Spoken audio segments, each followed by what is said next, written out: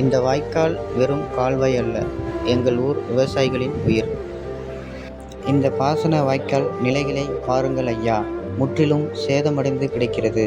தண்ணீர் சரியாக செல்லாததால் பயிர்கள் பாதிக்கப்படுகின்றன. இந்த கோரிக்கைக்கான தீர்மானம் நிறைவேற்றப்பட்டது. இருமுறை மாவட்ட ஆட்சியரிடம் மனு கொடுக்கப்பட்டுள்ளது. ஆனால் இதற்கான தீர்வு கிடைக்கவே இல்லை. இந்த பாசன வாய்க்காலில் தண்ணீர் போகவில்லை என்றால் எங்கள் வயல்களின் பயிர்கள் மட்டுமல்ல, எங்கள் நம்பிக்கையும் கருகி போகிறது. வணக்கம். மாண்புமிகு முதலமைச்சர் அவர்களே, நாங்கள் திருவாரூர் மாவட்டம் திருவாரூர் தாலுகா மணிகண்டி கிராமத்தை சேர்ந்த விவசாயிகள்.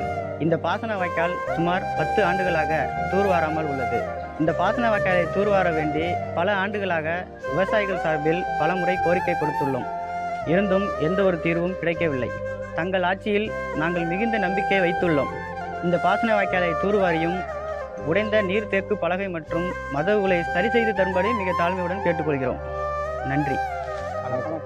இந்த வீடியோ ஒரு பகிர்வு மட்டுமல்ல, பல குடும்பங்களின் எதிர்பார்ப்பு.